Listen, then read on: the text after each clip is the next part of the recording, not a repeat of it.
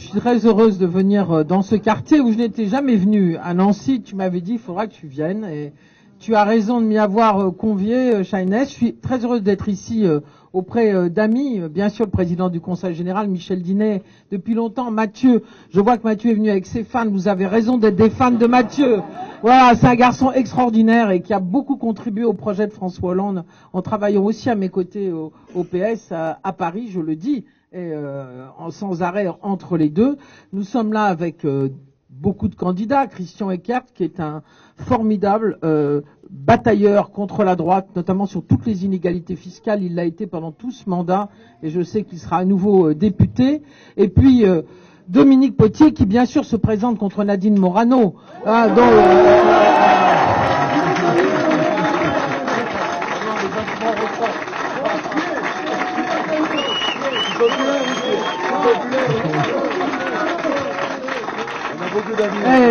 Il se demande s'il va pas changer de circonscription tellement vous la bien. Voilà.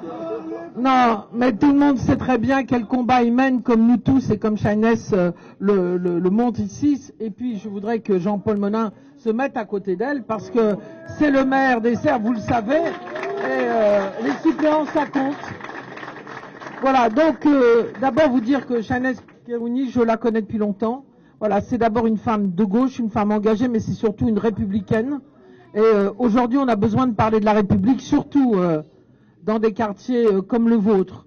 J'ai l'impression d'être chez moi à Lille, hein, je veux dire, c'est exactement pareil. Sauf que chez nous, on essaie de faire des choses pour que les gens aillent mieux. Je pense au logement, par exemple. Il suffit pas d'avoir un beau dossier de l'ANRU, hein, il faut changer les choses, faire de la mixité, donner la priorité à l'éducation des enfants à l'école primaire, ça c'est le maire hein, qui doit faire ça, et puis il faut que ces quartiers soient représentés à l'Assemblée nationale et qu'ils soient défendus. Je crois que c'est extrêmement important. Donc moi je voudrais vous dire 2 ou 3 choses. La première, c'est que toute la gauche est rassemblée. Toute la gauche est rassemblée en France pour que ça change vraiment.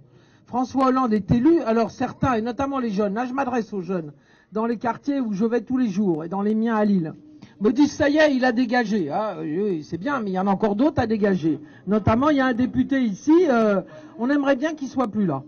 Hein, parce qu'il a pas le courage de dire qu'il est UMP. Il n'a pas le courage d'affronter le bilan de Nicolas Sarkozy. On l'a jamais entendu dire que jouer sur les peurs, opposer les gens, c'était une mauvaise chose. On l'a pas entendu quand on a baissé l'impôt sur la fortune en pleine crise, quand on a fait le bouclier fiscal. On l'a pas entendu lorsqu'il y a eu le discours de Dakar et de Grenoble. Donc il est UMP, il est comptable du bilan de Nicolas Sarkozy, et ça sert à rien de prendre un sourire aux lèvres et de s'appeler humaniste, non. Il est le représentant de Nicolas Sarkozy ici, et c'est pour ça qu'il faut qu'il soit battu, parce qu'il a entraîné une division. Voilà. Je pense vraiment que les habitants des quartiers non seulement ont été oubliés, on regarde ce qui s'est passé pour les écoles ici, on regarde sur l'accès aux soins le problème, alors que François Hollande veut que nous mettions des cabinets médicaux dans chacun de ces quartiers pour que tout le monde puisse avoir accès aux soins. C'est bien d'avoir la CMU, mais s'il n'y a pas de médecin ou s'il y a que des dépassements d'honoraires, on ne peut pas y arriver. Voilà, donc il faut remettre l'accès aux soins, et puis il faut surtout se battre pour l'emploi, pour le pouvoir d'achat et contre toutes les discriminations, alors que la droite, vous le savez aujourd'hui, est en train de faire un pont avec le Front National. Alors, c'est vrai de Nadine Morano, mais je n'ai pas entendu M. Hénard prendre des distances. Et quand M. Fillon est venu dans le département il y a quelques jours, il a dit Nadine Morano a des valeurs communes avec le Front National, et moi j'ai des valeurs communes avec Nadine Morano. Eh bien nous n'avons plus de valeurs communes avec des gens qui nous disent que le FN est compatible avec la République. Voilà, je le dis très simplement. Et je voudrais aussi dire que notre combat, c'est pas le combat contre le Front National, c'est le combat pour les habitants, pour les Français. Voilà, et arrêtons de parler d'eux. Et disons même à ceux qui vont voter Front National, non pas aux racistes, j'entends bien, mais à ceux qui se sentent oubliés par la République, c'est pas là-bas qu'ils auront les réponses. Madame Le Pen, comme Madame Morano, utilisent les voix de ceux qui ont voté au Front National. Mais leur problème, elles s'en moquent. C'est pas elles qui vont créer de l'emploi.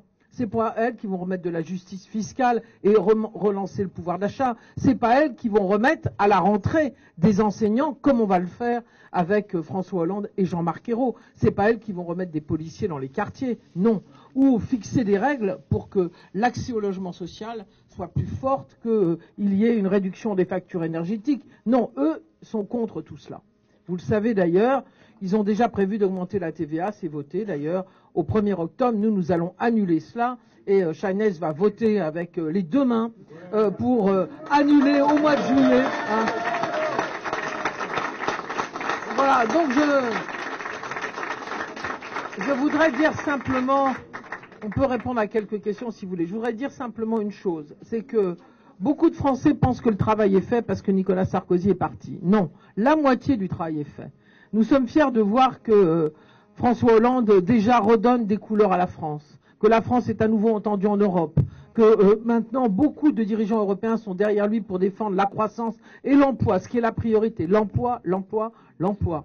On a vu que Jean-Marc Ayrault avait déjà pris les premières mesures sur la retraite à 60 ans, sur l'allocation de rentrée scolaire. Ça, c'est ce qui peut être fait par le gouvernement. Mais l'essentiel, c'est les lois. Et les lois, il faut une majorité, et aujourd'hui, nous n'avons pas la majorité au Parlement. Donc il faut que... Ah, mais pour ça, il faut aller voter. On va l'avoir, mais il faut aller voter. C'est ça le sujet. Hein. Et donc, moi, je redis à tous, oui, on est content que M. Sarkozy soit parti et que François Hollande soit là. Mais il faut lui donner une majorité. Si on ne l'a pas, c'est quand même pas grand-chose, dimanche, de descendre de son escalier et d'aller voter avec le même bonheur. On a voté François Hollande contre Sarkozy, il faut aller voter pour Chaynesse Khirouni contre M. Hénard. Ça, c'est vraiment extrêmement important que ce soit ici.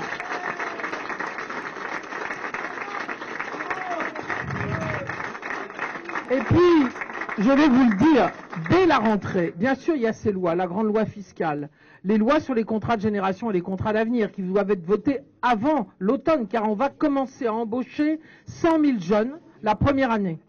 Des contrats d'avenir, c'est-à-dire en fait des contrats jeunes, à peu près la même chose. Bon, François Hollande l'a dit, ces 100 000 emplois d'avenir de la première année iront essentiellement dans les quartiers.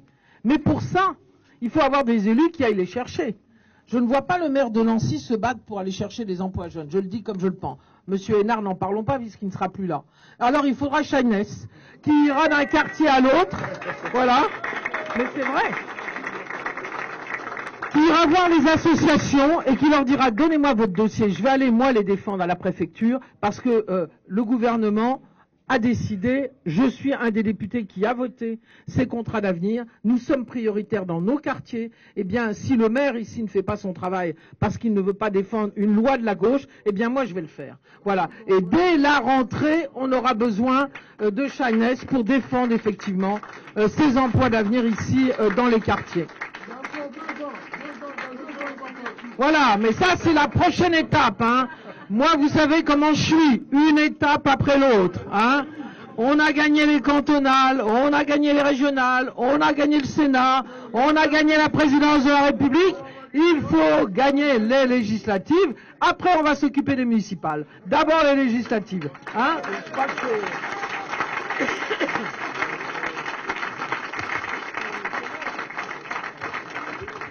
Voilà, et puis il faudra aussi reparler de l'école, parce que je le sais, ici, je vous dis, moi, c'est comme chez moi, hein, il faut ramener, vous le savez, nous l'avons dit, M. Payon l'a déjà dit, le ministre de l'Éducation, non seulement il n'y aura que 1000 enseignants supplémentaires en septembre, parce que il faut les former, et nous on veut remettre la formation des enseignants, 60 000, vous le savez, là aussi, nous l'avons dit avec François Hollande, il devra y avoir moins d'élèves dans les quartiers en difficulté, ça peut être 15 élèves par classe et 30-35 élèves là où ça va bien. Et ces différences-là, la République doit les donner pour pouvoir donner à chacun le même accès à la réussite à l'école.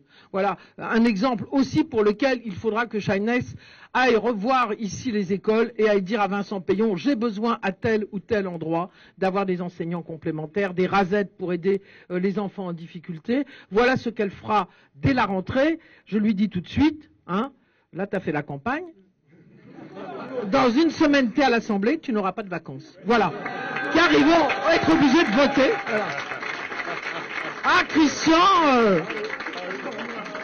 Peut-être 15 jours en août, mais c'est pas sûr. En tout cas, ils vont, vous savez, d'habitude, on termine fin juin, mais là, le Premier ministre l'a annoncé, il y aura une session extraordinaire en juillet et en août, début août, pour voter justement la réforme fiscale qui redonne du pouvoir d'achat, reprend l'argent aux plus privilégiés pour baisser les déficits et utiliser l'argent pour relancer l'économie. Ça, c'est extrêmement important. Et puis pour voter ce dont on parlait, les contrats de génération, les contrats d'avenir, parce qu'il faut qu'ils soient en place immédiatement. L'encadrement des loyers, les nouvelles règles sur le logement. Donc tu n'auras pas de vacances, on viendra t'apporter des vitamines. Mais voilà, en septembre, tu reviendras ici et là aussi, tu ne te reposeras pas, car tu devras aller chercher dans toutes les associations les emplois d'avenir nécessaires, aller voir l'ensemble des enseignants, bref, être une grande députée, comme je sais que tu le seras, parce que je connais ta détermination, ton courage, et puis alors elle est infatigable. Infatigable. Ah, ça c'est vrai.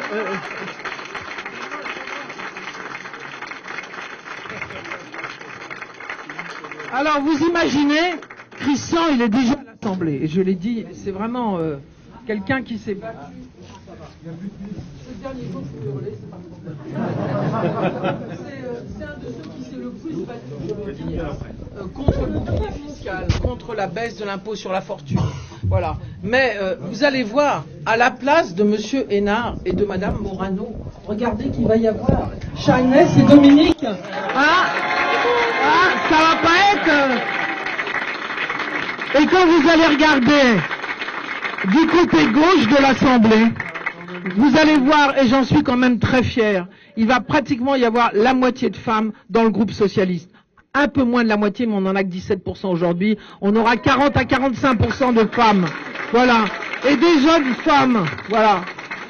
Et des jeunes hommes. Et puis aussi la présence de la diversité. Et ça, j'y tiens beaucoup. Vous allez voir, aujourd'hui, nous n'avons personne, une seule personne qui vient de l'outre-mer. Il y aura 15 députés, peut-être 20 députés de la diversité. C'est un progrès. C'est insuffisant.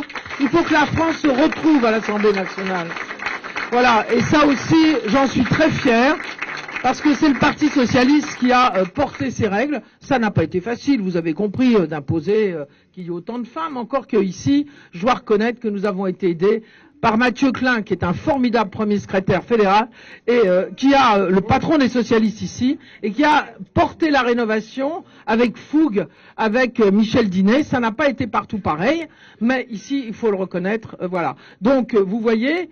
Le mardi, le mercredi, ils vous diront bonjour. Mais pour ça, je redis, dimanche.